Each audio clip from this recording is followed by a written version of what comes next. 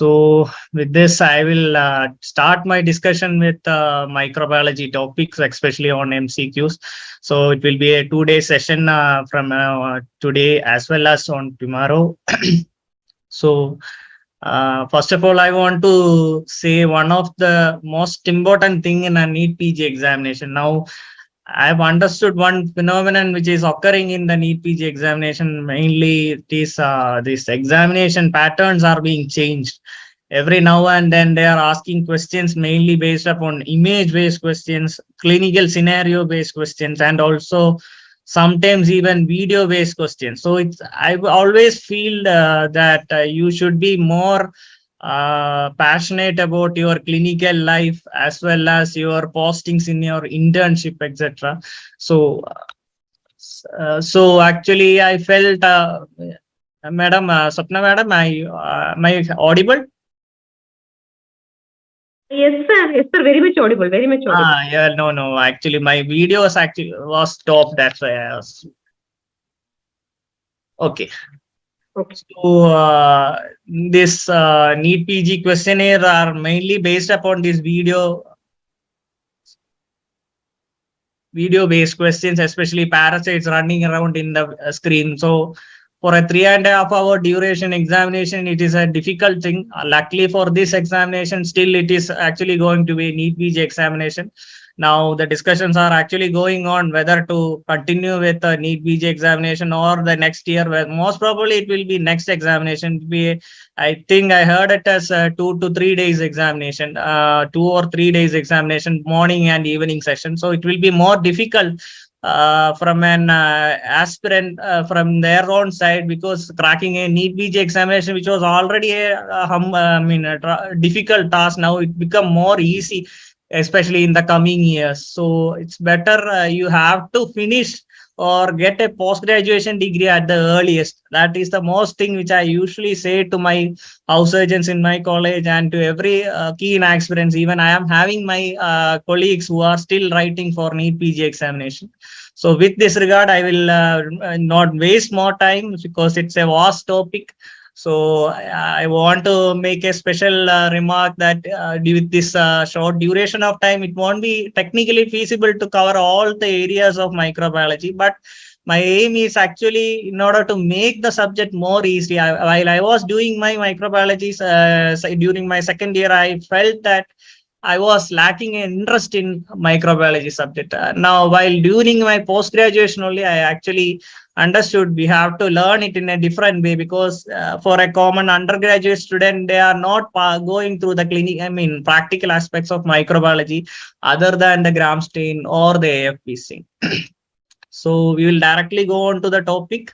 So actually, I aim to give my topic based on, I will make you all go through this program, especially from starting of the microbiology chapter, that is from the gram staining, with some topics being excluded, just like those topics like introduction, wherein this who are the major discoverers, inventors, basics. That thing you can actually read back from the textbook. I've selected some portions which are actually more important, and I feel that they will give you more marks in the examination. So coming to the basics, you are all aware about the most common aspect of this microbiology that you might have heard: gram staining everywhere. So starting from that, it is the most important thing to be learned in the microbiology subject per se.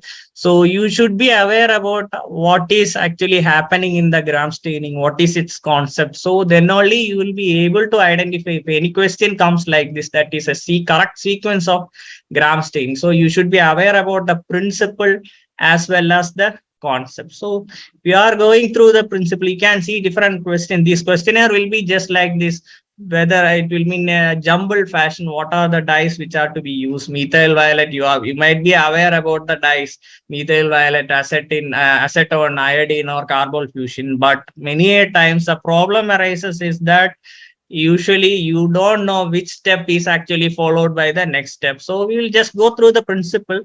So anything which we want to do as a gram stain, it's a wonderful technique actually, which helped us in the identification of most of the bacterial pathogens, either into a gram positive nature or a gram negative nature, so that we can actually start with the empirical antibiotics as early as the in the patient, so that we can save the life of the patient. Okay, so in any sample which is actually received back to a microbiology laboratory, initially the first and foremost thing which we will do is the microscopy, either through a gram staining or through a wet film examination. So in a gram stain, for a gram staining, actually we will take a sample portion. If you are taking an example of a pus, we will take a sample portion of that pus and will make a small smear, which you might have seen in your undergraduate second year MBBS, which will be provided for you while during, I mean, for doing the AFB staining or the gram staining.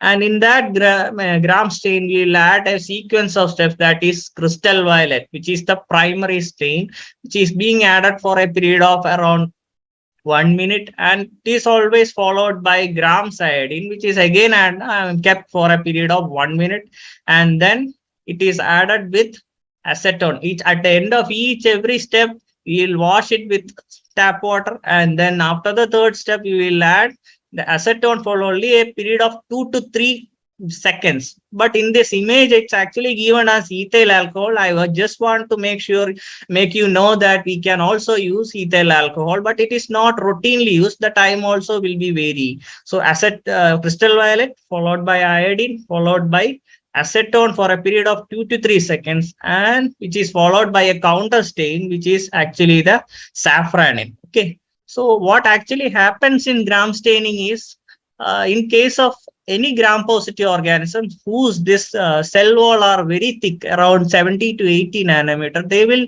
actually retain back the crystal violet and iodine, which together makes a complex. So that complex will actually be trapped back inside the thicker peptidoglycan of gram positive cell wall. So you can see here, after the second step, I mean, I after the addition of iodine, all the cells are actually, even though if it is gram positive or gram negative, both of them will appear as crystal, I mean, color appear as violet, as in the color of crystal violet. So upon addition of ethyl alcohol, this ethyl alcohol, which is actually a lipid so dissolving agent, so the thinner thick cell wall along with the lipophilic nature of this peptidoglycan of cell gram negative cell wall will easily get washed away. So after the addition of ethyl alcohol or acetone, both of them are helping in emulsification of lipopolysaccharide. You will see that only the gram positive organisms remain to be violet in nature, and thus other cells will actually become colorless. So we cannot identify any colorless cell using a microscope. For in order to identify that remaining colorless cells, whether it is a gram negative organism or all the background tissues which we are actually staining, they all will be colorless by the end of the third step. And finally, we will add with a counter stain, which is actually a safranin, or in some cases, we will use carbonyl fusion, as you might have been using in your second year MBBS. So if you can use both, and finally, those gram positive organisms will appear as gram positive, that is yellow and violet in color, as well as the gram negative organism will appear as pink in color, which is the color of dilute carbonyl fusion or safranin.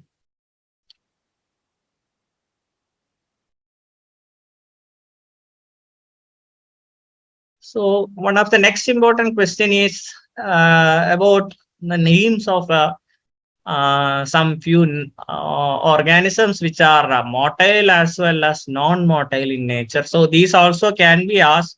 I want to make a special clause in this today's session. Actually, the initial topic today, actually, I will be just finishing with systematic bacteriology. Then the second day, I will be going through the rest of topic: virology, mycology, general bacteria. I mean, healthcare associated infection. So the initial part, especially the immunology, these parts are little bit less interesting for you, but I will make you guarantee that the rest of the sessions will be actually very interesting. Okay, so non-motile organisms. So non-motile and motile organisms, the most common organisms which we are going to encounter are E. coli, coliform organisms, just like the organisms which can be there in your stool specimen. Then in your oral flora, you can see some commensal organisms like Staphylococcus aureus, then corine bacteria, I mean diphtheroids, especially, which can be. These are all different organisms. So in among this coliform organism, many of these organisms like E. coli, etc., actually are motile in nature, whereas the Klebsiella, which is actually present in the coliform, this tool, is actually non-motile in nature. So among this, you can see this E. coli, Proteus, Vibrio. Vibrio is actually a motile organism with the help of a polar flagella. Okay, so Shigella is an organism which is actually notorious. I feel it will be asked more for the examination, because Shigella actually is been in the news for current times, because we had, especially in Kerala, I mean southern states of India, we had many outbreaks of Shigella dysentery, where in some cases the Shigella can also even go for complications like Aikiris syndrome or Aikiris encephalopathy, which is actually an encephalopathy which is seen in Shigella dysentery affected people. So the answer for this question is Shigella, non-motile organism. So you can see in the gram stain, it is a gram negative organism. All of these things are gram negative in nature. And Shigella, to be particular, it is actually appearing as a coccobacilli. So simple clue for you to remember many coccobacilli. Sometimes it can be asked in examinations. Most of the organisms with coccobacillary forms will end with I've seen or observed that it will all ends with Cella, Tella, etc. So Francisella, then Bordetella, like that. All these things are usually coccobacillary appearance. So you can use these things for your simple tip for answering many questions. So next question is sporulation. So the question goes as, sporulation occurs in which phase of a bacterial growth curve? So this is on the left side, you can see a bacterial growth curve. So this bacterial growth curve simply implies, as the time progresses from the initial inoculum, how long this, how does the bacteria starts to divide? Okay, so there are different phases as shown: lag phase, log phase, stationary phase, and phase of decline. So in the lag phase, actually there is only very minimal inoculum of bacteria, and then they only start to multiply by each other. And then after multiplication, there arises some stage where the nutrients are not sufficient, or the toxic materials produced by these bacteria are usually becoming in a higher levels, which prevents the further growth of organism. And finally, these toxic materials become so toxic that the alive or already live organism will start to die off. So the total count, which includes viable organisms with killed organisms, will always remain in a stationary phase, whereas the viable count, that is the organisms which can be used for further subculturing or further growth, will start to fall. That is shown in the diagram. So the sporulation is actually occurring in a stationary phase of this bacterial growth curve. So because this bacteria find the sporulation to be done only at this stage, then only they can actually revive back and cause further infections in a new environment or in a new condition, wherein its the so-called life this spread can be increased, or its viability can be improved. So next is motile and non-motile bacteria, how we can differentiate them. So I've told in this options are given as gram stain, Craigie tube, flagella stain, hanging drop test. So already I have told about gram stain. It's just a procedure by which we can classify these organisms back either into gram positive organisms or gram negative organisms. It has nothing to do with any motility of bacteria. So if the answer for this question is gram stain, so we'll go through what are the other things. This Craigie tube. So this thing you will hear in especially in salmonellosis, where this tube is actually a special kind of tube, as shown in the third image. You can see a translucent semi-solid medium into which a capillary tube is actually inserted. It is actually in the middle of the larger test tube.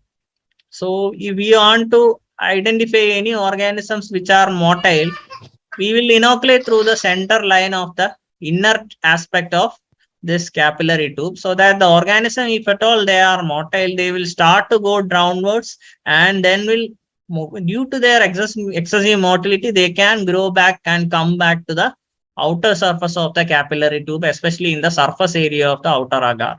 So by this simple technique, you can identify this motility of organisms. So if an organism is non-motile and we have stabbed in the inner aspect, it will not go through the go to the outer aspect of the test tube. And this is the hanging drop test, I mean cavity slide, which is being used for performing hanging drop motility, wherein we will actually suspend a drop of this peptone water or any fluid containing this inoculum of the bacterium into the cavity, so that then when we are placing these things back into the microscope, we can see motility at the margins of the fluid. Then this is the flagella stain which is used. Usually flagella is a very slender or slender part of a bacteria, so we cannot visualize it using simple microscopy. So it's always better we can actually stain them. These stain these flagella using heavy metal molecules, especially like tannic acid, which can actually increase or bump up the size of the flagella, so that we can actually visualize them using the simple compound microscope.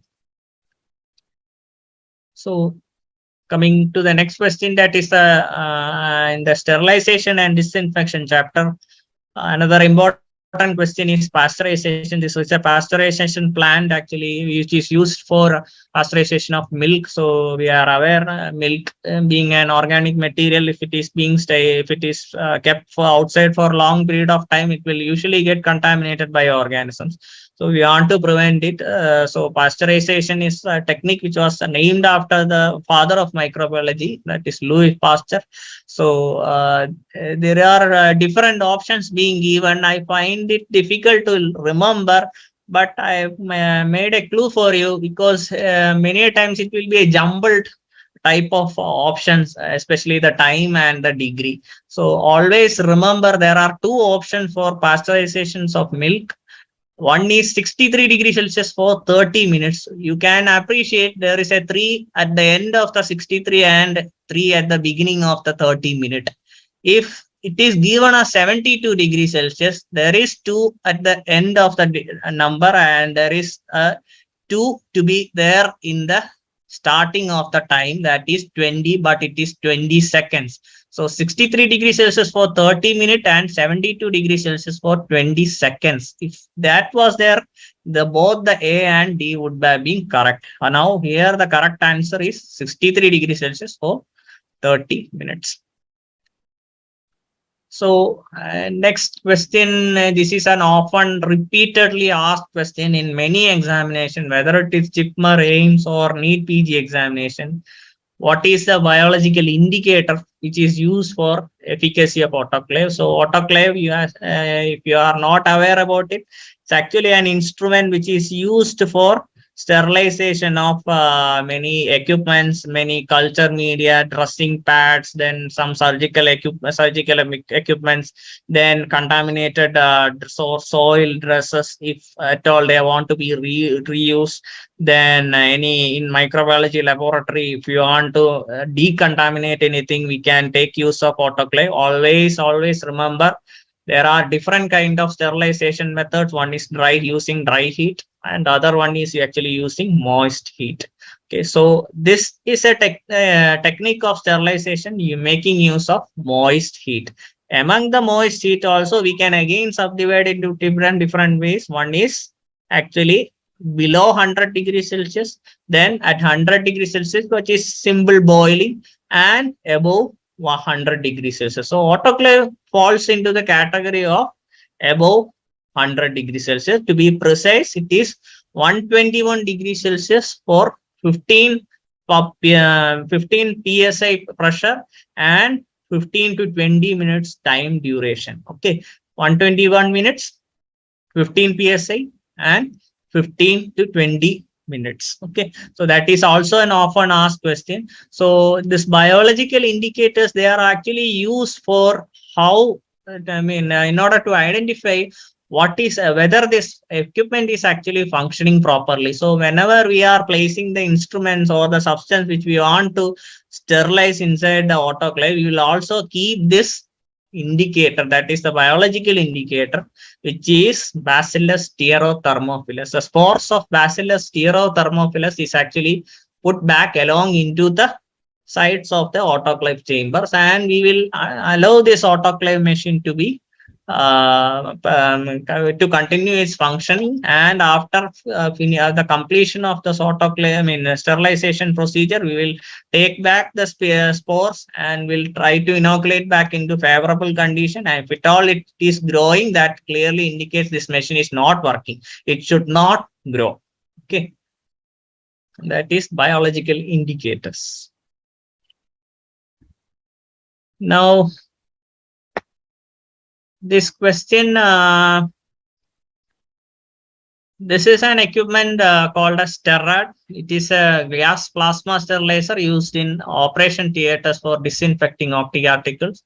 So the question is, what is the active agent which is being used in this equipment? If I have somebody knowing the answer, you can actually chat or give the answers for that, so that I can know whether everyone are there.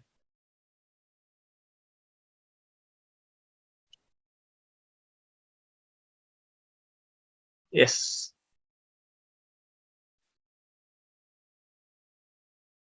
Anybody else? Any other answer?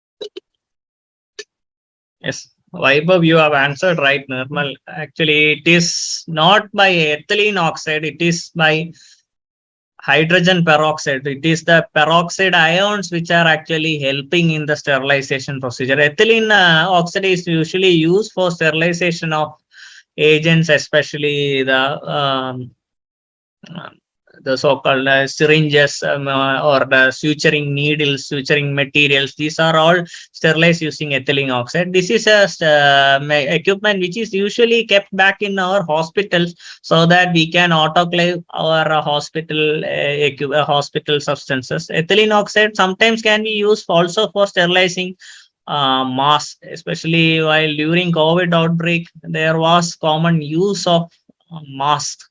Reuse of mask using ethylene oxide sterilizer.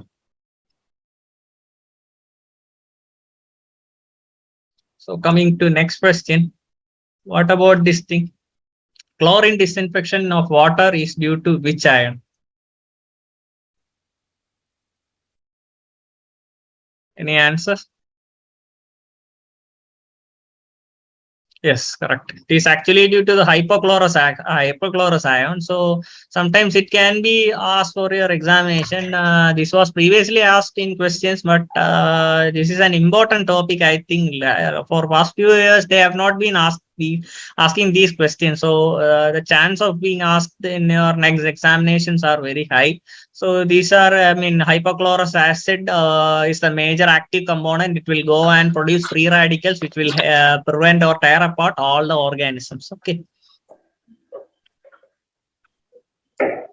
So this is a heart lung machine. So what is the best mode of sterilization of any heart lung machine?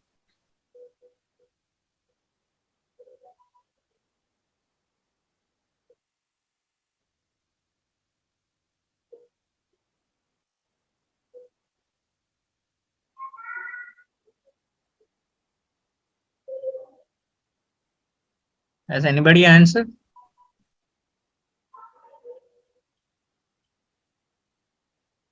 Yes. This is the thing which I have told, ethylene oxide, another use of ethylene oxide, that is sterilization of part-like machine. But in case there can be some confusing questions, especially rigid endoscopes, how they can be sterilized. So in such questions, it actually goes for the answer of side X side. What do you do? Does anybody know what is side X? What is the chemical name of side X?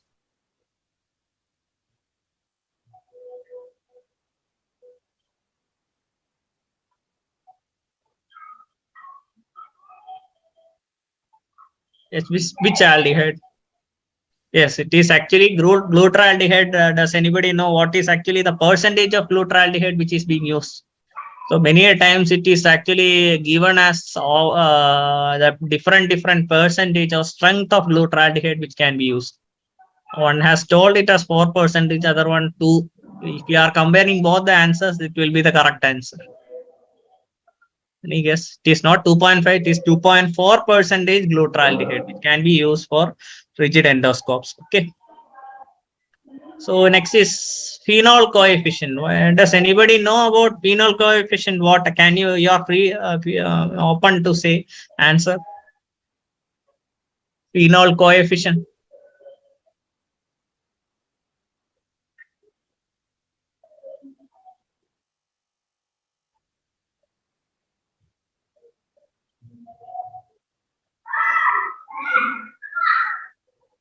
Yes, it's actually indicating the efficacy of phenol. So, I mean, any detergent using comparative method with the this strength of phenol, which is an ideal disinfectant.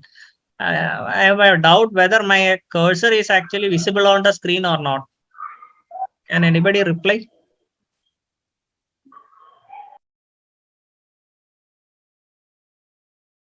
Is my cursor visible? Yes. Okay. Now Thank it is you. visible. Yes. Yes. Okay. Thank you. So, Visible. in this phenol coefficient method, what we actually take is our disinfectant in one side of this reaction, and also some dilutions of phenol. So, as I've told, it is the coefficient with respect to the best disinfectant, that is the phenol. So, we will take a viable culture of an organism, whatever it be, a test organism. So, we want to assess the strength of our disinfectant. So we'll add equal amount of viable culture to equal strengths of phenol as well as our test detergents. And then we will culture after exposure for 5 minutes, 10 minutes, and 15 minutes. And we will plate it.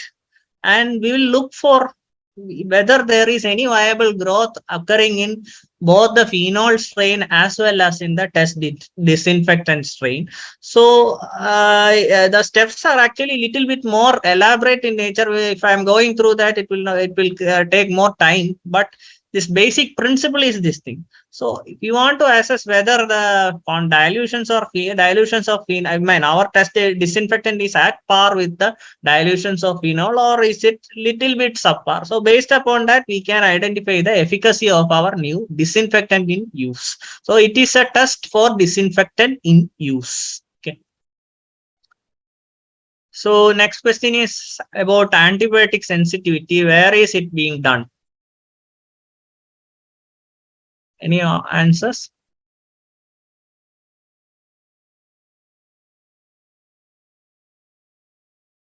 No.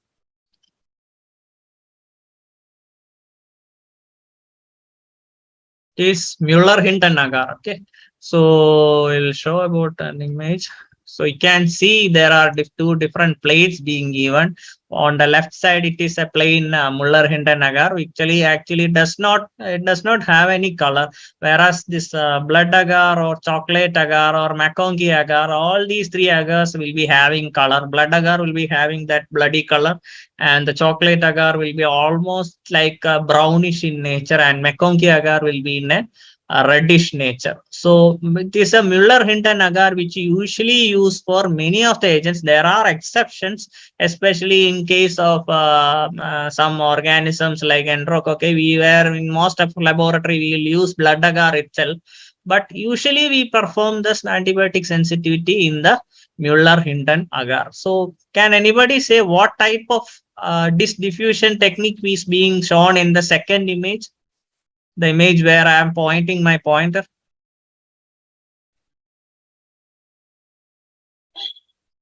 There are two different types of disk diffusion techniques. Can anybody name them?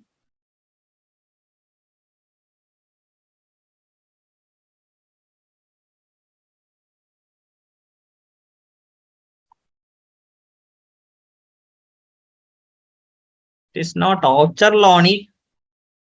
One is actually Kirby-Bohr method and the other one is Stokes method, which I'll be discussing in the coming session slides.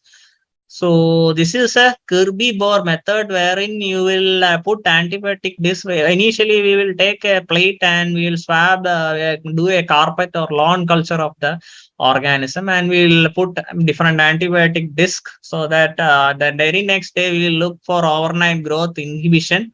And if at all we are having more inhibition, then that clearly shows an indication of resistance. I mean, the sensitivity of that particular antibiotic to the test organism. Okay. So the answer for this question is Müller-Hindenegger. So coming to culture media chapter, what is this? What is the exam? I mean, what is this an example of? This is Robertson cooked meat medium. What is it used for?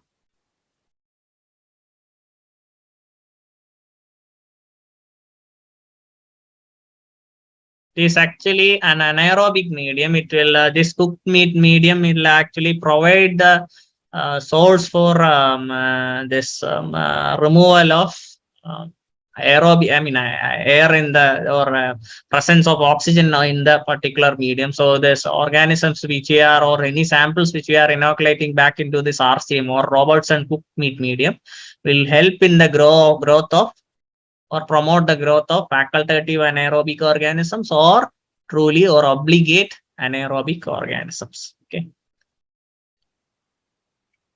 So this phenomenon, which is actually given in the left side of the question, it is called as swarming, wherein you can see in an inoculum of some organism or specimen was actually inoculated at the center of the plate, and it started to grow just like sea, which is actually going towards a seashore. Okay, that phenomenon is called as swarming. So this is in a blood agar plate. So question is, what is the percentage of agar which will actually prevent the swarming? Any idea?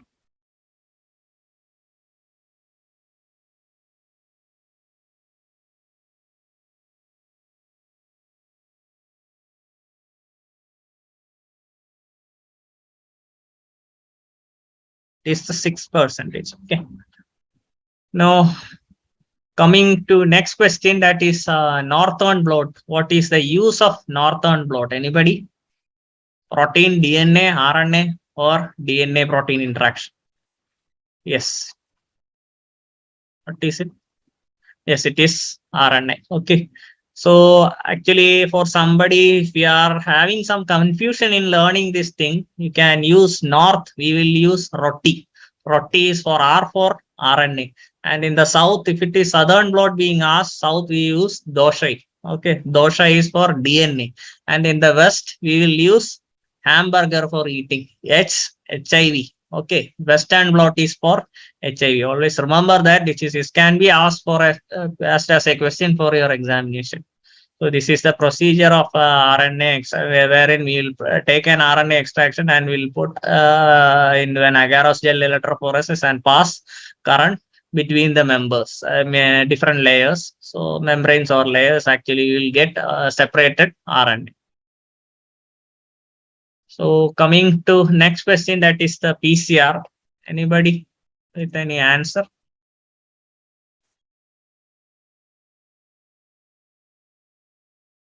Is PCR used to detect target plasmids or amplification of small amount of DNA, seal the patterns of DNA or cleave the bacterial plasmid?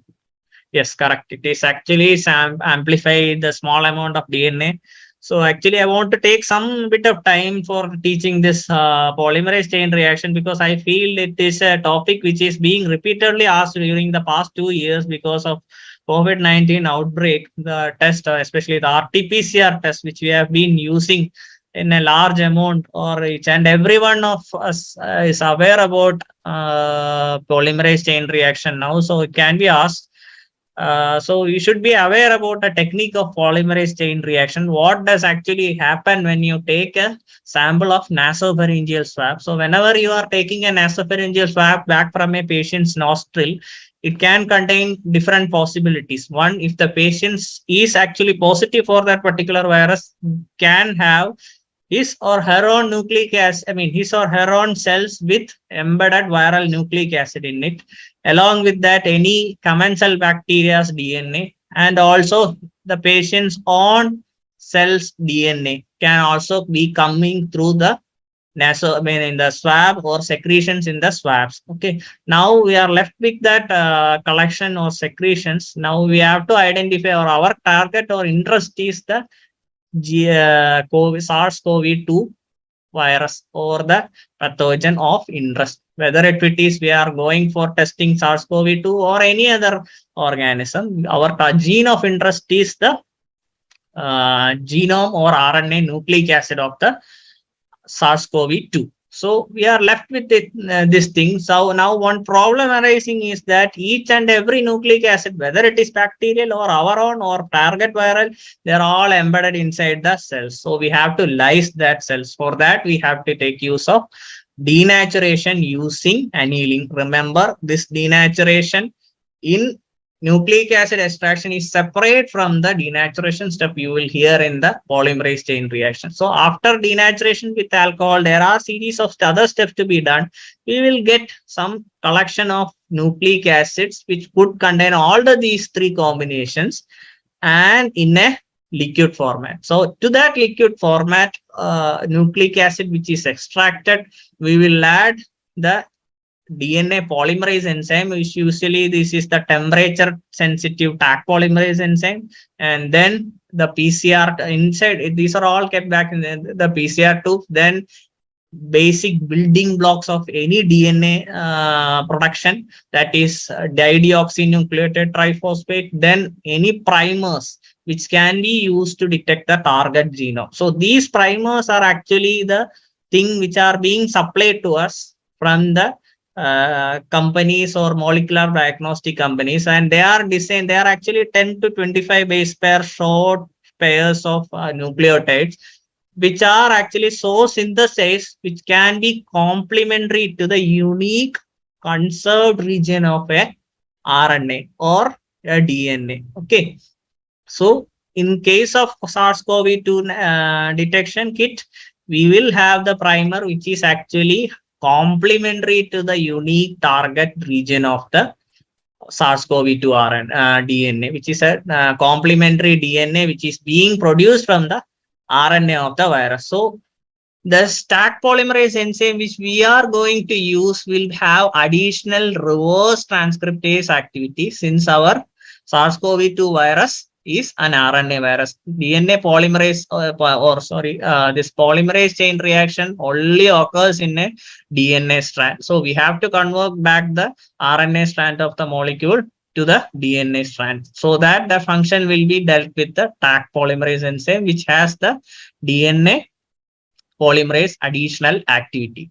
So upon addition of all these things into the PCR tube, and this PCR tube is actually kept back into a thermal cycler, or in common layman language we say it as the PCR machine. So inside this PCR machine, what it does is, as the name suggests, it will cycle between different temperatures. Usually it is 95 degrees Celsius for denaturation, 55 degrees Celsius for annealing, and 72 degrees Celsius for extension. But this always remember, this may not be applicable for all the common routine purpose. These are only for theoretical purpose. In routine purpose, the kit companies will use different other temperatures. Okay. So you can see in the denaturation step, this strands will get separated. Our Taq polymerase enzyme has already converted our RNA virus into DNA strand. So it will separate apart, and our primer molecule, this primer molecule which is so synthesized that it is only complementary to the unique conserved region of the this RNA of interest, or I mean, sorry, the DNA of interest. So it will go and bind there, and it will get extended in the next phase, that is extension phase. So a new amplicon is produced. So from a single strand of RNA or a DNA, it gets converted to two strands, and the next cycle it will get converted to four strand, and similarly the cycles will go on, and at the end of usually 30 to 40 cycles are run in a PCR machine, and at the end of the 40 cycles you will get millions of copies. Now one question arises: even though these millions of copies are being produced, we will not see with our naked eye, we can't get an idea whether it has occurred or not. So for that we use small technique, that is called as a fluorophore and quencher. So wherein you will use a RNA primer. Imagine this is the RNA primer. It is having one end attached with a fluorophore and the other end is attached with a quencher molecule. So whenever this RNA primer is an unattached state, this fluorophore will be covered up by the quencher molecule. And at the end of the replication process or production of an amplicon, this fluorophore is actually loosed apart, I mean, relieved apart from the quencher molecule, and finally it will start to show fluorescence. So it is this fluorescence which is actually being detected by the thermal cycler machine. So you can see some amplification plot which we have obtained in our laboratory. So this is a sample amplification plot of a patient who is detected to be positive, and this is an amplification plot of a patient detected to be negative. Sometimes in NAIMS examination and JIPMER examination, they usually ask one question: what is called as cycle of threshold? Okay, so this cycle of threshold is the number of the cycle at which the graph starts to rise. Okay, or a sigmoid shaped curve starts to rise. That is the cycle of threshold. Hope you have understood the thing. Here you can see one graph to be arising because one of the target is an internal control, which is actually run so that to ensure the test is being done perfectly. Okay. The two other graphs are of viral genome. So here we have used totally three primers, one for internal control, one for two for the separate viral genes. Okay. So coming to a next question, what is this horizontal transmission of this R factor is by anybody?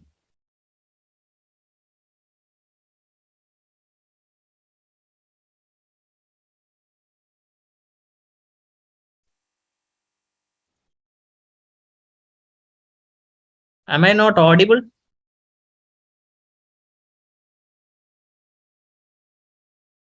Yes, sir, you are very well audible. Okay, somebody has commented as not audio and has no audio is there. Okay. So what about this question? As yes, this conjugation. By conjugation, we will transfer the genome. So I have to cover at my target for this day is around 100 slides. I have only reached 20 slides. Okay. So I have to speed up. So now coming to next question, all are bacteriostatic except vancomycin, clindamycin, tetracycline, and linezolid. Any idea?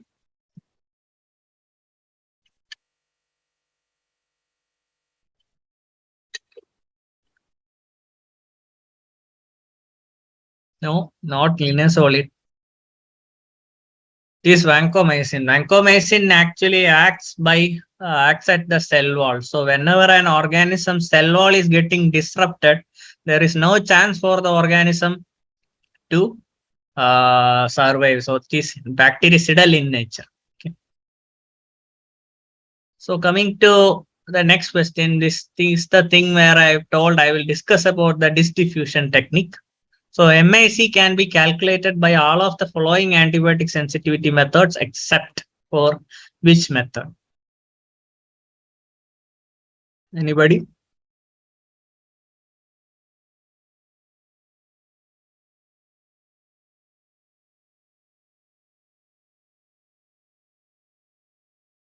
No, not agar dilution method.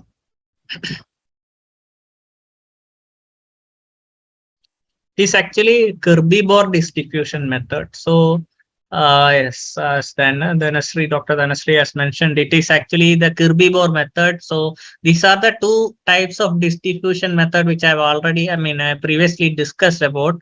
This is the Kirby-Bohr method and this is the Stokes method. So, in Stokes method, we will actually compare our test organism with already existing standard organism, maybe a standard strain of E. coli or Staphylococcus aureus, and we will compare between the zones of inhibition of the test organism as well as the standard organism.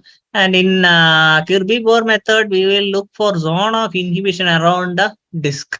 So we will compare it with a standard chart, which is usually called as CLSI, Clinical Laboratory Standards Institute. So it is this technique which is by which we cannot calculate any MIC. MIC stands for minimum inhibitory concentration. So that is the minimum concentration of antibiotic which is actually required for the inhibition of growth or inhibition of any visible growth of organism. Okay, it is different from the MBC, that is minimum bactericidal concentration, wherein it is not the visible growth but complete growth, absence of any growth. Okay, so that if we are doing subsequent subculture, nothing will grow in the subsequent culture. So this is an epsilometer test. So first option epsilometer test is this one. This is a strip called as E strip or epsilometer strip, wherein you can see, this is also another example wherein you can see serially the increasing concentrations of antibiotic which is being incorporated onto this particular strip. So you can see at the bottom it is very minimal dose, so no inhibition occurs, and one particular point the zone of inhibition starts to occur. So that is the minimum inhibitory concentration. Here all it is inhibitory. So this is another technique, that is microbroth dilution, agar dilution method, more microbroth dilution method. Both are all different techniques by which we can get the minimum inhibitory concentration. So answer for this question is the Kirby-Bohr distribution method. So which is the innate immunity cell which is active against viral cells?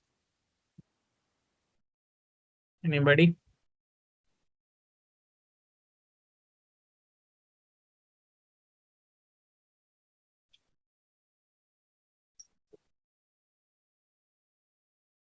Is natural killer cells. So natural killer cells will go and attach to any viral particles and thereby will neutralize this using different kinds of enzymes like perforin, granzymes, etc. So it is one of the common method of killing viral cells. So next question, what is the smallest unit of antigenicity?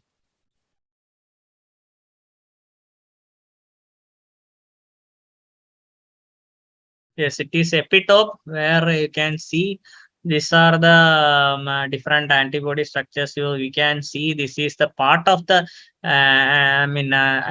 antibody which is to which the antigen attached is called as the paratope, and the smallest particle part of an antigen is called as the epitope. So haptens are those things which are having which can elicit immune response only when they are being attached to much larger molecule. So which is the IgG which can cross placenta most efficiently? Any answers?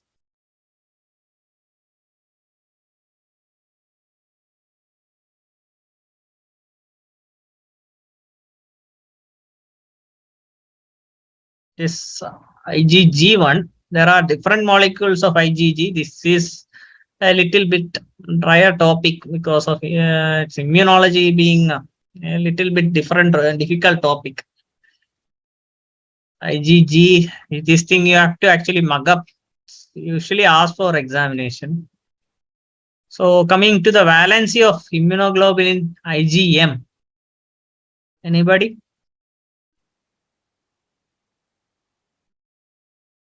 Not 5. It is 10.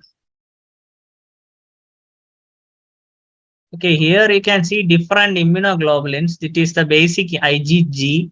This is an IgA, which is actually two molecule. It is a dimer molecule which is being joined together by a secretory peptide called as secretory chain. And then you can see IgD and IgE almost similar to IgG except for few structural chains, especially in the long heavy chain. Then IgM, you can see that it is a combination of 5 IgG molecules which are joined by joining chain. Okay. So for each IgG molecule, you can observe that there are two valencies. One is this one and one is this one. So since this being a collection of 5 IgG, the total valency of IgM is 10. Okay. So what is the immunoglobulin which is actually elevated or increased in helmintic infection? Any answers?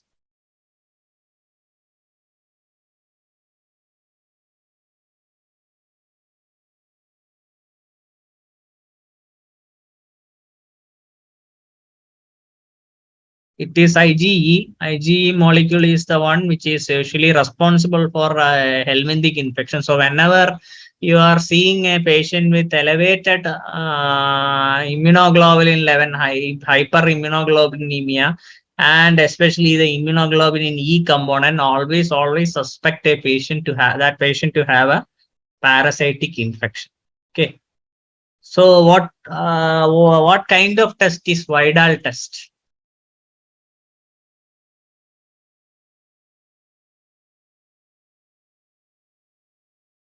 It's not slide flocculation. Yes, it is an example for tube agglutination. So here you can see there are different dilutions of the serum from the patient. So this is 1:1 in 20, 1 in 40, 1 in 80, like that.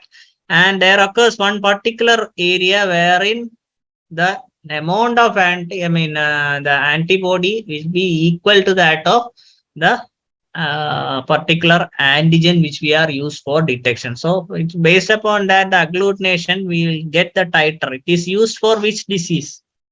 Vidal test is used for diagnosis of which disease? Anybody?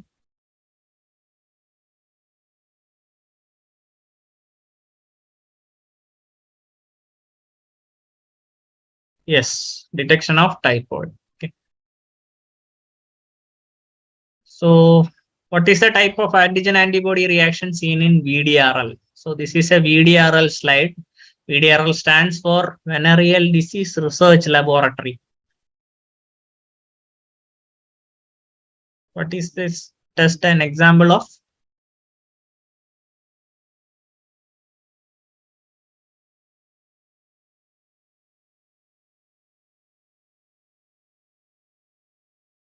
No, not gel precipitation. It is flocculation. This is an example of a slide flocculation. So you should be aware about what is the difference of slide. What is the difference between flocculation as well as the agglutination? Flocculation is a type of precipitation reaction. So precipitation reactions are mainly those reactions which you cannot observe using your naked eye, or you have to do some sort of intervention in order to make this or convert this precipitation reaction back to a visible thing. But agglutination reactions, just like our simple blood grouping test or bacterial agglutination test, these are all visible to our naked eye. So that is a prime important difference. Okay. So what is this thing called as antigen antibody reaction is seen maximum in? What is this phenomenon and what is the answer for this question?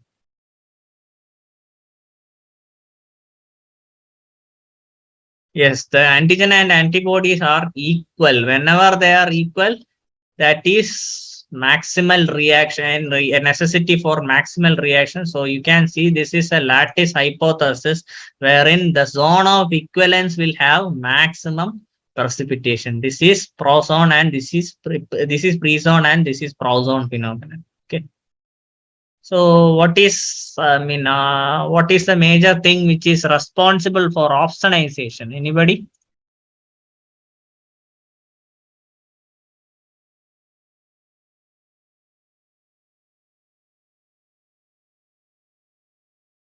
It's not. Yes, it is C3b. This C3B, which is actually helpful for opsonization. C3A, etc. They are all anaphylactic. C3A, C4A, all are anaphylatoxins which are responsible, which are causing problems. Okay. Here I have to make a special mention. This complements app chapter. It's actually a vast topic. You have to learn and make it thorough because it's repeatedly asked for your examination. I can't cover through all the topic in the short period of time. That's why I'm only asked this question. Then how about MHC molecules? Which chromosome is actually coding MHC molecule?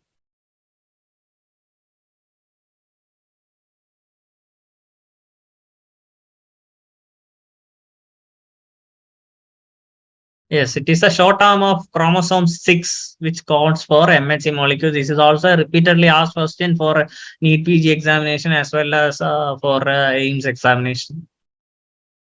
So, what kind of hypersensitivity reaction is serum sickness?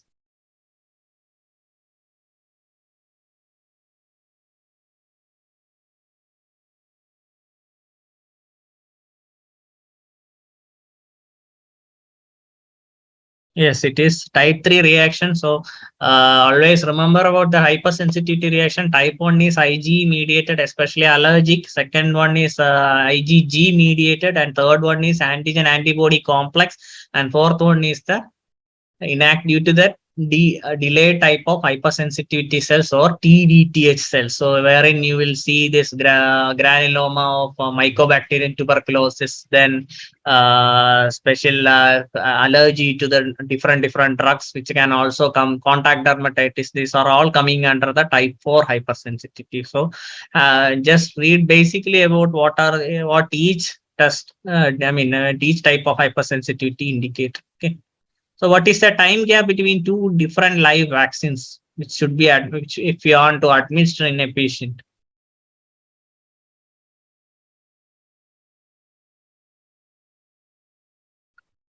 Yes, it is actually 4 weeks. We have to make ensure that we are giving a difference of at least a minimum 1 month time. Otherwise, the initial viral molecule or viral particle may interfere with the second virus, which second live virus in the second live vaccine which we are administering. That phenomenon is called as viral interference. Okay.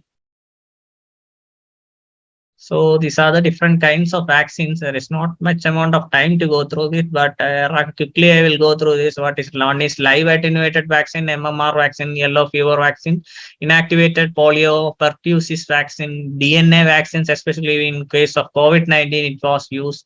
RNA vaccines like Moderna, Pfizer vaccine, then subunit vaccines like in hepatitis B, then papilloma virus, L1 vaccine. Then replicating viral vaccines like in SARS coronavirus and non-replicating viral vector vaccines like in Chadox 19 vaccine, that is the Covishield vaccine, which you might have all used. That is by AstraZeneca Oxford. Okay. So what is this thing? You can see different lesions in a child. Anybody, any idea? It's not CM due to CME. What is this clinical condition? Any answer?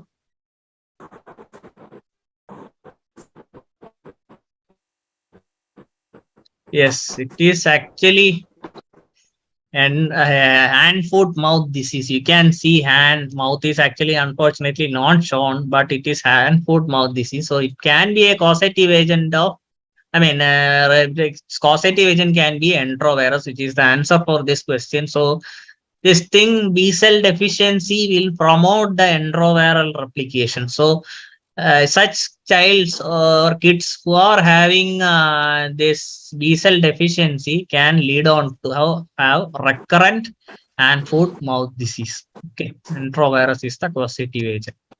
So hyperacute graft rejection occurs within what duration of time?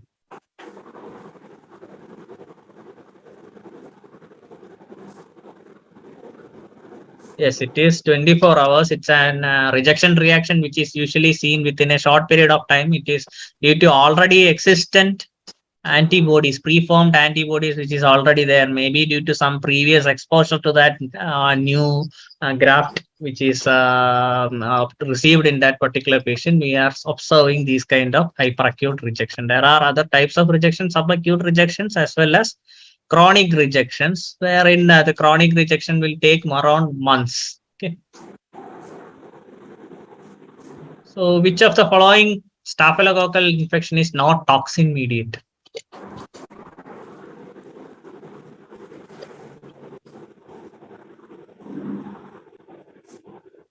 No. Food poisoning is indeed a condition which is purely toxin mediated. It is answer for this question is septic shock. Always remember, do not make the mistake. Food poisoning, especially any food poisoning while eating hamburgers, cheesy materials, especially from a store which is from outside hotel, etc. If the person is getting a clinical condition within period of 1 to 6 hours, that is more suggestive of a staphylococcal food poisoning. So in such cases, we have to take a sample of the food as well as the vomitus of the patient, because most of the time it will be an upper GI symptom. So in such cases, we will find the staphylococci to be there in the food material, left out food material or the vomitus of the patient. So remember, food poisoning is always a staphylococcal disease. So this is a septic shock, which is not toxin mediated. Usually septic shocks are in gram negative conditions, wherein they are due to endotoxins, which will cause or lead on to multi-organ dysfunction syndrome of the patient, also called as MODS. So herein you can see one child person's skin or child's skin actually is being scraping away from the underlying tissue. So this is a scalded skin syndrome, and you can see one phenomenon here. I hope you can see the video. I mean, GIF which is going on. You can see some small bullous lesion which is being pushed away back by the fingertips of a clinician who is examining. This sign is called as Nikolsky sign. Okay, Nikolsky sign is typical of Staphylococcus bullous empirico. So, what is a gene associated with resistance to semi-synthetic penicillin in Staphylococcus aureus? Anybody?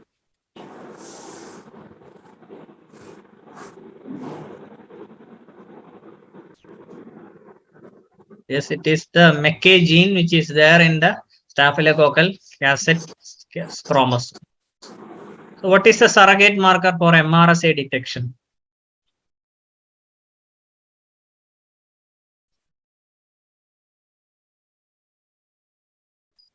Surrogate marker means the antibiotic which will actually help a microbiologist for detection of methicillin resistant strains of Staphylococcus aureus. So answer for that is cefoxitin. Cefoxitin is the drug which is being kept in the herbivore disc assay, wherein if it is found to be resistant, that stands or marks the case as methicillin resistant Staphylococcus aureus. So now you can see this is a case of pyomyositis, wherein you can see there is collection of pus in the muscular compartments. Okay, so that is being actually drained. So what would be the most commonest causation agent of pyomyositis?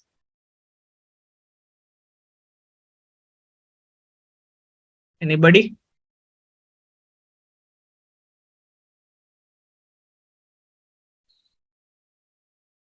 Yes, it is Staphylococcus aureus, which is mainly responsible for the pyomyositis.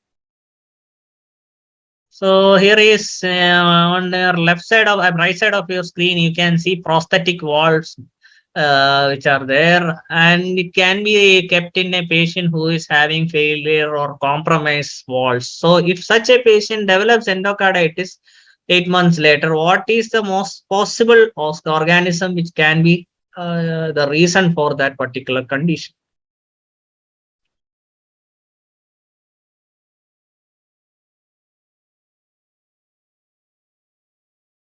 Yes, it is the coagulase negative Staphylococcus aureus. So, Staphylococcus epidermidis, as Dr. Anupama has mentioned, the option B, Streptococcus viridans, they can be a causative agent of endocarditis, especially community acquired endocarditis. But in case of prosthetic valve and this endocarditis, it is usually the Staphylococcus epidermidis. So, in this note, I want to make you concept clear.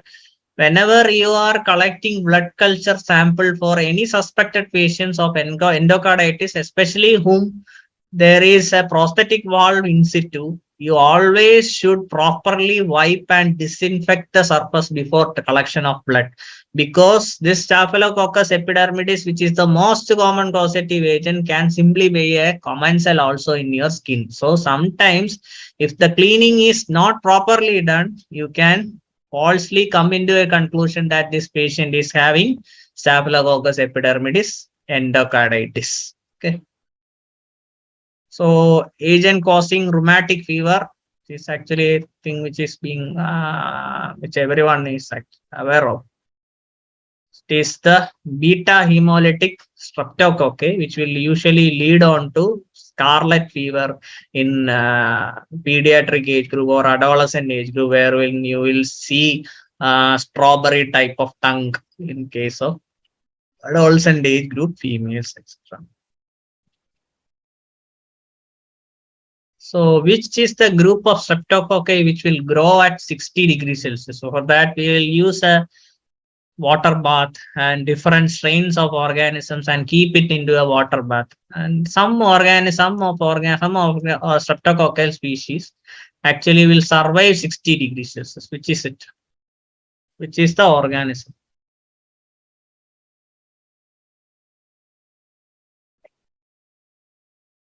This group D, that under which comes the Enterococcus. Enterococcus is actually a very highly resistant organism. It will survive 60 degrees Celsius, 6.5% sodium chloride, even bile salts also. Okay. So what do we mean by Quelling reaction and where is it seen? Any idea?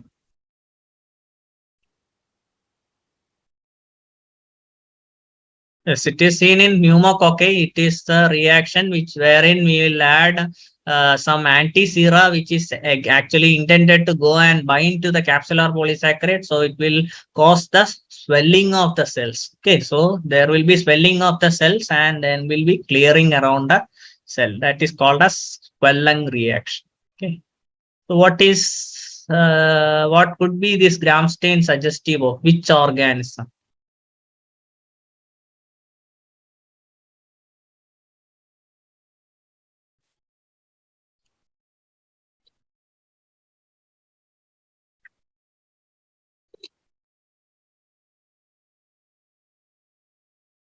Any idea?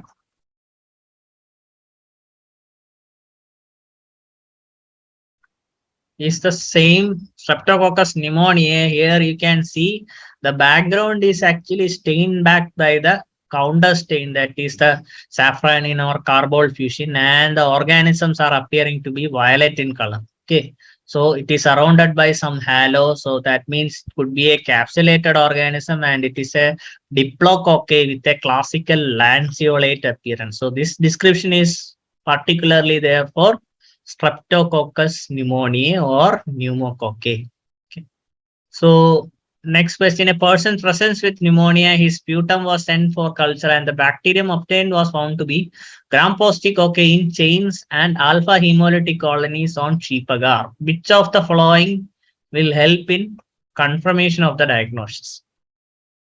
Yes, it is the same Streptococcus pneumoniae which I have previously discussed. The classical thing for its identification is optogene and mouse pathogenicity, which is positive for that. When we locate the particular organism strain into peritoneal cavity, we will be able to identify the mouse will be dead by in a few days. So that will be due to pneumococcal infection. So another important case, a 23-year-old female presented with fever and altered sensorium for 2 days with following rash on the legs. Her BP is reduced and neck stiffness is present. Lumbar puncture reveals cloud turbid CSF with elevated cells and falling glucose counts in comparison to the RBS. What is the best description of the organism? Any idea?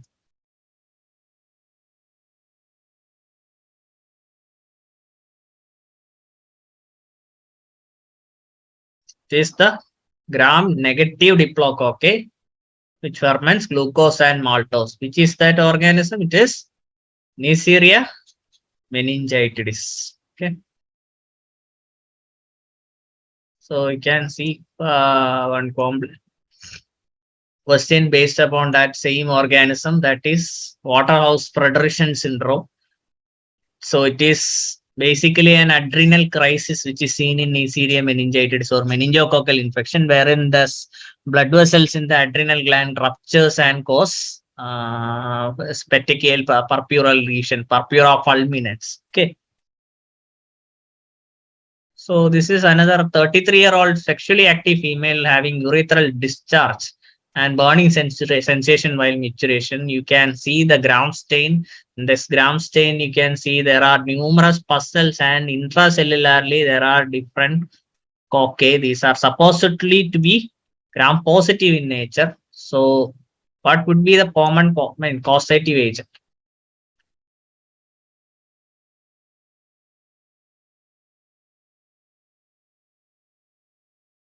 Answer for this is actually Neisseria gonorrhea. Okay.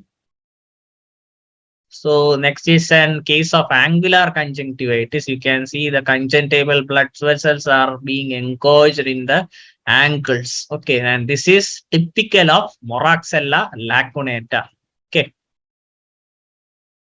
And this is also another important question. A child with bull neck and the membrane, pseudo membrane over tonsils. What is the possible organism?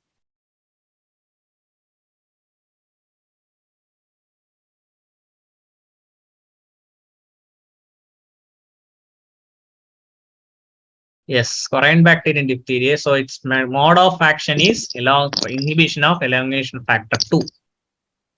So the same Corynebacterian diphtheria, it's also called as Klebsiella bacilli. You can see classical gram positive bacilli ഗദ പോലെ ഇരിക്കും. ഗദ നമ്മളെ ഹനുമാൻ ബാക്കിൽ വയ്ക്കുന്ന ഗദ പോലെ ഇരിക്കുന്ന ഒരു സാധനമാണ്. Okay.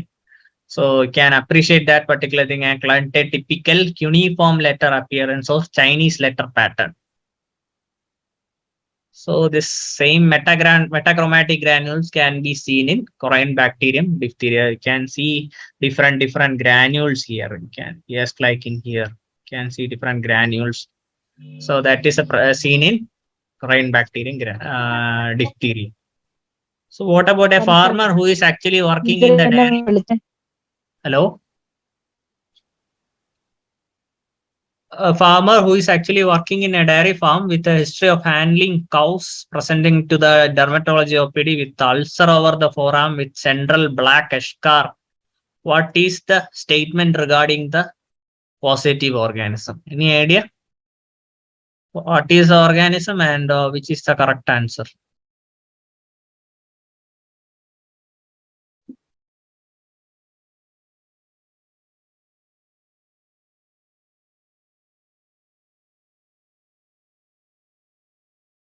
So this is a case of Bacillus anthrax, wherein you can see McFadden reaction to be positive, where it is actually when we are adding polychromatic methylene blue to the organism, you can appreciate a violet tinge to be appearing in the Bacillus.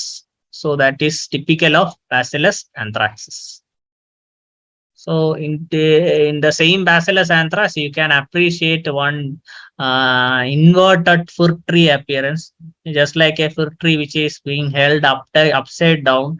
So this is when we inoculate the organism into gelatin agar. Okay, when in a gelatin stab, if it is being performed, you can see an inverted fruit tree appearance. It is typical of Bacillus anthracis. So everyone might be hungry by that now, right now. Okay, so if at all, if you have went to a Chinese restaurant and took fried rice and some vanilla sauce, what is a possible thing which can lead on to?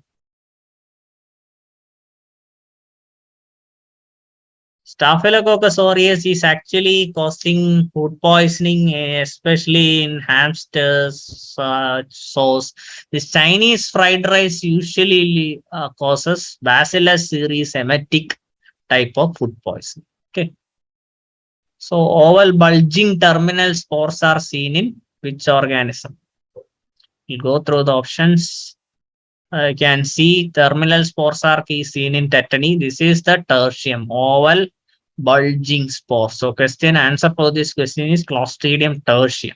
Subterminal spores are seen in perfringens and in mid spores are seen in bifermentins.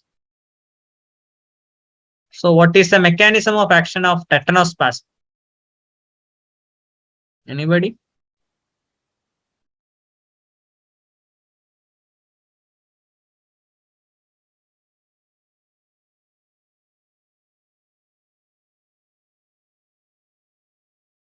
It is by the inhibition of GABA release. So GABA is actually a molecule, I mean, thing which is actually preventing the excessive contraction of muscles. Back in physiology, you might have learned that the GABA is the thing which is causing, maintaining, responsible for one factor, maintaining the or preventing the excessive contracture of muscles. So whenever its inhibition is lost, it will lead to sustained contraction. So answer is inhibition of GABA release. So botulism, it's mainly due to which? Egg, milk, meat, or canned vegetables. So it is actually the canned vegetables. As the name says, bottle, go for with bottles, canned vegetables. Okay. So this is a case of an colonoscopy view wherein you can see different pseudomembranes are being there. So what is the most commonest causative agent of pseudomembrane colitis and what is a drug which can be used for it? Anybody?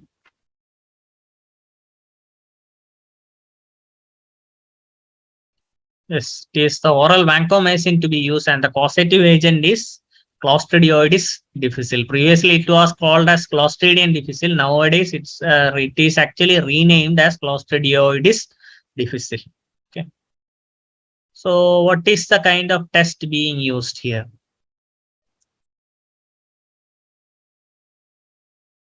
This test we require only whole blood. Anybody? Any idea? So, actually, the clue for the answer is actually given in the diagram. Written here. Yes, it is the interferon gamma release assay. Interferon gamma is released as a sequelae of the delayed or type 4 hypersensitivity, which I have mentioned. So the company name which is being given for that particular test is actually quantiferon TB Gold. So here I have shown two diagrams of a satellite and also a CFL. So it's actually another question which is being asked, what is the genes or targets which are used for detection in case of interferon gamma release assay? What is one is actually ESAT6, one protein called as ESAT6, and the other one is CFP. So just remember that you will see gamma radiation in space where you will see also satellite. ഇപ്പൊ ഇങ്ങനെയൊക്കെ ഓർത്താലേ പരീക്ഷയ്ക്ക് ഈ പേരുകളെല്ലാം കൃത്യമായിട്ട് ഓർത്തിരിക്കാൻ പറ്റുള്ളൂ. So അതിലെ protein എന്താന്ന് ചോദിച്ചു കഴിഞ്ഞാൽ സാറ്റലൈറ്റ് എന്നെങ്കിലും ഓർത്തുക. സാറ്റലൈറ്റിൽ just visualise that in the space you are seeing a satellite with a CFL attached. Okay, അപ്പൊ CFL സ്റ്റാൻഡ് ചെയ്യുന്നത് CFP10 പ്രോട്ടീൻ ആണ്. CFP10 protein and ESAT6. So these are the two different proteins which are used in interferon gamma release assay. Okay. So this is a procedure wherein you can see pleural biopsy is being taken. So pleural fluid from a suspected patient cannot be used for gene export. Okay, gene export or TB. For TB, you can make use of CBNAT test, wherein pleural fluid is not an ideal specimen. Okay, so you have to go with pleural biopsy. So here you can see urogenital tuberculosis. What is the best way by which we can collect the urine sample? Any idea?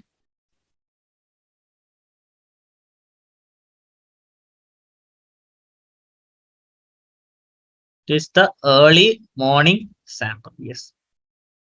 So now you can see some granuloma which are being seen in the fingertips. So what is the most common causative agent of such granuloma, especially if the patient is going to a fish tank?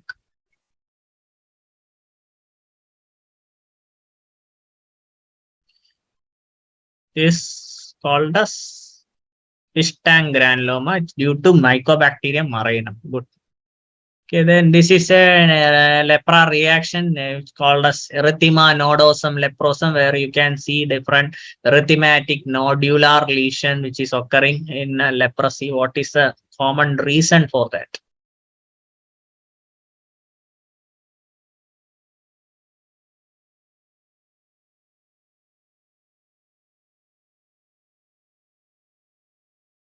Yes, it is actually occurring in LL patient, not TT. TT is actually having good response. LL patient is having erythema nodosum leprosum. Okay. So next is the organism responsible for acute bacterial prostatitis. Any idea?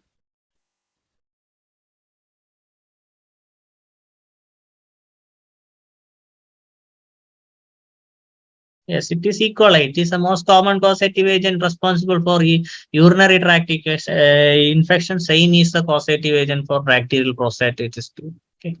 So what is the EHEC strain which is associated with hemolytic uremic syndrome? Anybody?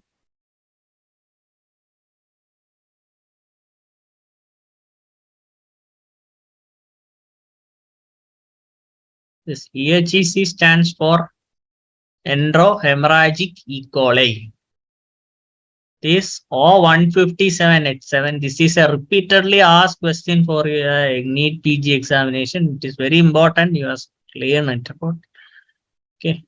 Now coming to this thing, you can see a McConkey agar plate where in the left side you can see lactose fermenting colonies and the right side you can see non-lactose fermenting organisms. So which is the Shigella species which is actually late lactose fermenting? That is usually all the Shigella species will appear like this. But later on one species will change its color to pink. Which is that species?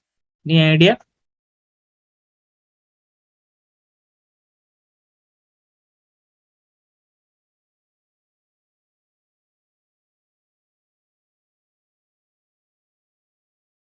Yes, it is actually Shigella soni, not Flexneri. It is Shigella soni. Okay, it is a late lactose fermenting Shigella. That is Shigella soni.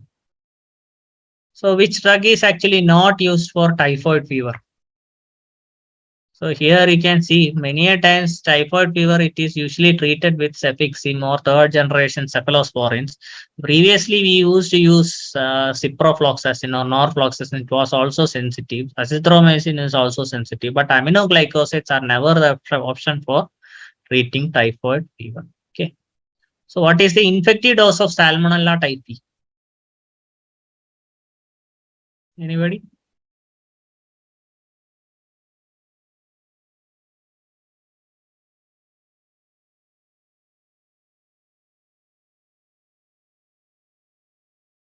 Is 10 raised to 2 to 10 raised to 5 bacilli. That is 100 to 10,000 or 1 lakhs bacilli. Okay. So what kind of organism produce this red pigment on nutrient agar or mulladrentan agar? Which is the organism? Any idea? It's a pigment producing organism, a non-diffusible pigment. It is not Pseudomonas. Pseudomonas usually produce pyrorubin. You are right, actually. But this typical color is actually seen in Serratia marcescens one due to one pigment called as prodigiosin. Okay, we'll write it prodigiosin. In the small intestine, cholera toxin acts by which route? So you can see here it is by the ADP ribosylation of the G regulatory subunit. It will cause ADP ribosylation and it will cause activation of adenyl cyclase and not the inhibition of adenyl cyclase. Okay, so then it will cause active secretion of the sodium chloride ion. Okay. So tetracycline is actually used for the prophylaxis of cholera. So what is this medium? What is this medium? Any idea? This is the thiosulfate citrate bile salt sucrose agar, which can be utilized to distinguish between Vibrio cholerae as well as Vibrio parahemolyticus. So here you can see the colonies are actually producing yellowish color. So it is a sucrose fermenting organism. So this is Vibrio cholerae. So if it was Vibrio parahemolyticus, then it will be remaining back as green itself. Okay. So now a 30-year-old male who recently visited a coastal area presented with a ulcerative lesion over left leg. This is only a superficial lesion. Much bottom it is actually there. Okay. So you can see different lesions and what could be the most causative agent. Remember, this patient has a history of visit to sea coast. So sea coast, most probably there will be high salt content. So in these areas, mostly the organism which will grow is not Halophilus. Halophilus, even though it has the name of salt, it is Vibrio vulnificus. Usually examiners will trick these questions, will put these kind of options in order to trick you. Actually, it is Vibrio vulnificus, Vibrio alginolyticus, etc. These are all the halophilic vibrios which can tolerate up till a level of 8% sodium chloride. So it is the answer for this question is Vibrio vulnificus. Okay. So what is the most common gram-negative organism in cystic fibrosis? Any idea?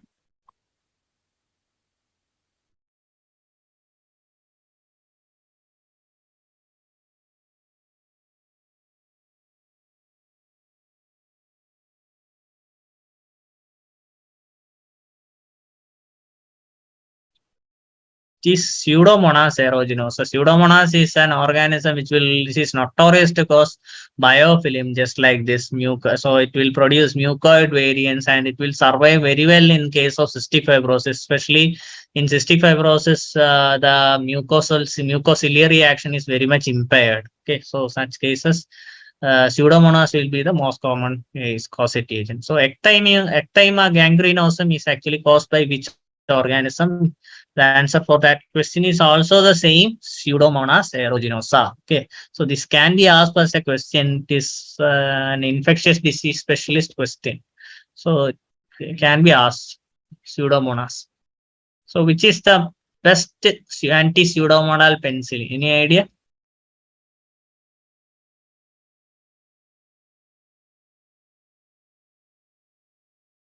Yes, it is the piperacillin or the drug which you have been seeing in your clinics, piperacillin tazobactam, which is actually a combination, BL-BLI combination. So next thing is the Rogus colony, that is of Burkholderia cepacia, which is actually intrinsically resistant to polymyxin B. We can actually identify Burkholderia cepacia using polymyxin B. So next is the Burkholderia melioidosis, Burkholderia pseudomeli, which will cause melioidosis. So it is the causative agent of melioidosis is Burkholderia pseudomeli with more disease. Okay, so it's a dangerous disease. It can spread on to our cutaneous tissues, then distant or deep organisms, and sometimes it can be called as the great mimicker. Can mimic as a malignancy. Okay. So next question is an acute epiglottitis, which is in which you can see there's a inflammation of the epiglottis as well as a characteristic thumb.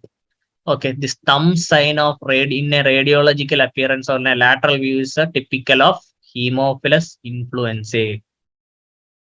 Next is the HASEC group, which is notorious to cause endocarditis. HASEC comprises of Haemophilus aprophyllus, Aggregatobacter actinomycetum comitans, Cardiobacterium hominis, Echinella corrodens, Kingella. So the wrong answer is Acinetobacter baumannii.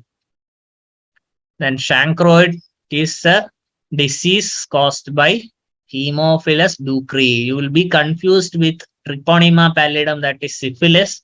The identification feature is chancroid. There is chancroid in Haemophilus ducreyi. So you can identify this lesion by the nature of pain in the site of ulcer. So in Haemophilus ducreyi infection, the patients do cry. Okay, so the ulcer of Haemophilus ducreyi, that is in chancroid, is painful. Do cry. Okay. Castaneda method, you can see two phases, one solid phase as well as a liquid phase. So this is actually to prevent the contamination of the blood inoculated media, wherein the organism will take more duration of time to grow. So that is typical of brucellosis, wherein you have to you will actually serially do serial subculture by tilting the blood culture bottle instead of opening the cap of the bottle, so that you can prevent the contamination. So next is the Hutchison triad, which is seen in congenital syphilis, late congenital syphilis, as in the image it is shown. ഞാനൊന്നും കണ്ടില്ല, കേട്ടില്ല, പറഞ്ഞില്ല. Interstitial keratitis, sensory neural hearing loss, and Hutchison's teeth, which is notched central incisors. Okay. So it is a typical thing which is seen in late congenital syphilis. So infective organism causing atrioventricular block is seen in case of Lyme's disease.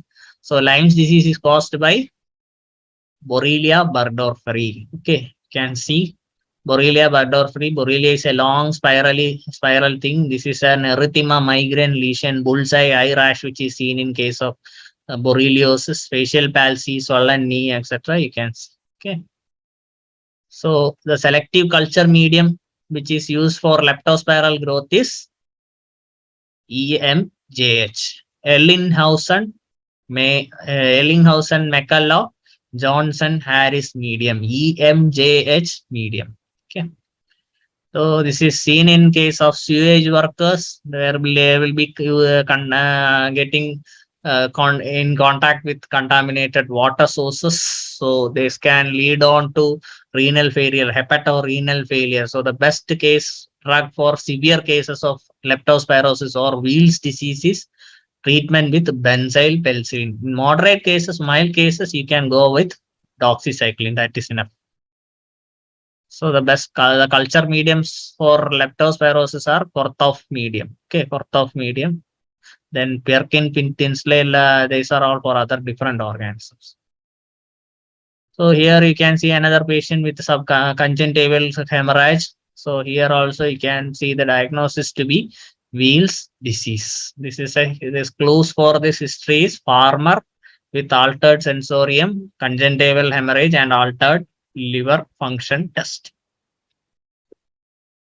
So this is a donut granuloma, just like just a donut, it will look. It is seen in case of Q fever, Coxiella burnetii. Coxiella burnetii, especially in bone marrow. Okay. Yes.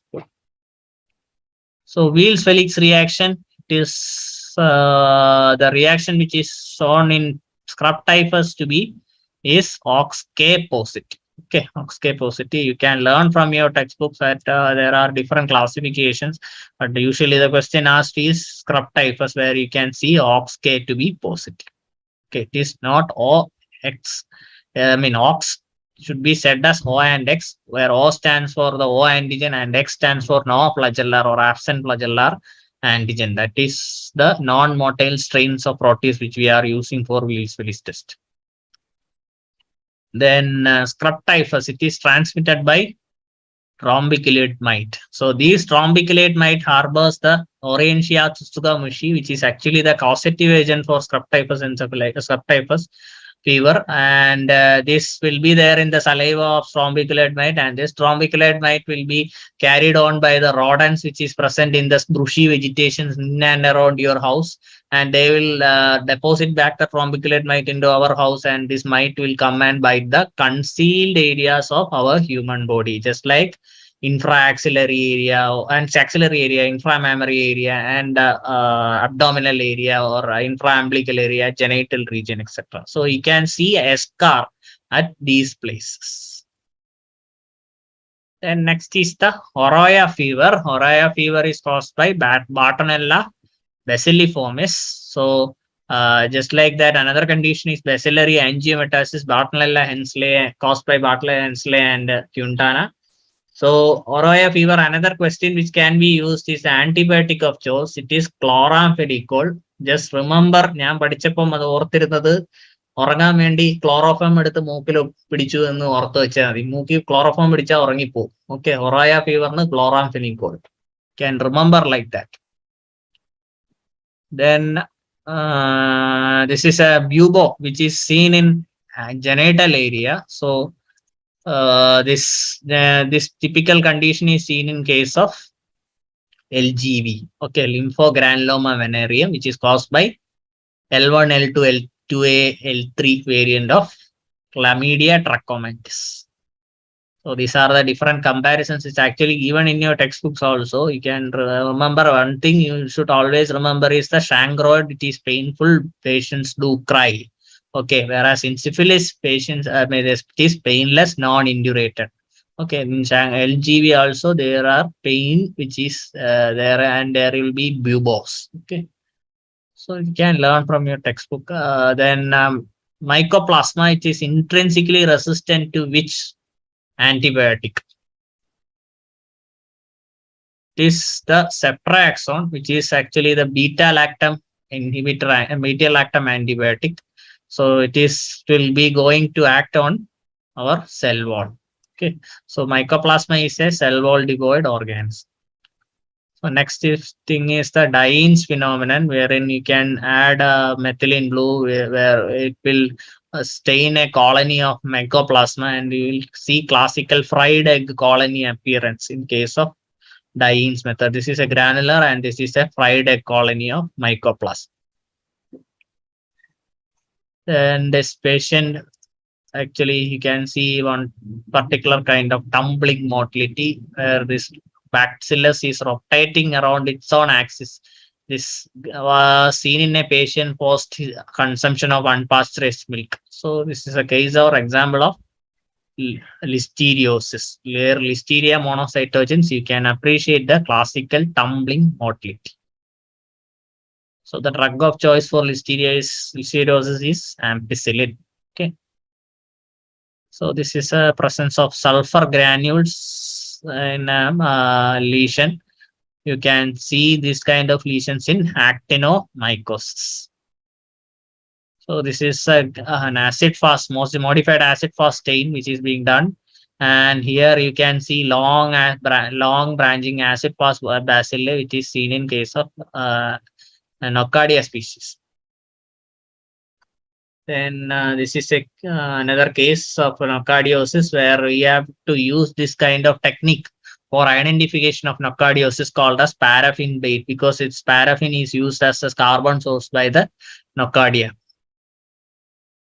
It's a case of example of urea breath test, which is used for detection of H. pylori, which is actually an organism which can produce urease. So this urease enzyme will break down the urea. I've told Coccobacillary organism, there are different Bordetella, Francisella, etc. Then in addition, there is this Legionella. Legionella is also a Coccobacilli. You can remember it as a lion and a hippo legion. So this is actually hippurate hydrolysis positive organism, and this is a charcoal, which is log of wood being burnt in a forest. So remnants will be always charcoal. Okay, so it's a buffered charcoal yeast extract agar. It is used for the detection of Legionella. Correlate it with the lion, which is seen in forest, where you can see charcoal buffered charcoal yeast extract agar, and along with the hippopotamus. And this hippopotamus is actually giving us the clue of hippurate hydrolysis positive. Okay. So this Legionella pneumophila spreads by AC aerosol. Whenever these patients, you can see if the AC air conditioning units are not properly clean, there will be spread of Legionella pneumophila pneumonia. Okay. So this is another example of a genital ulcer scraping where you can see different types of cells wherein this organisms are lying inside. This is classically seen in Klebsiella granulomatous or Calimobacterium granuloma. This is another example of clue cell where you can see vaginal epithelial cells are surrounded by bacterial colonies. So it is seen in case of bacterial vaginosis. There are two different criteria. Remember, Amsler's criteria and Nugent score. Okay. So thank you. With this, I can actually stop today's topic, and I will continue with the rest of the topic in the next section.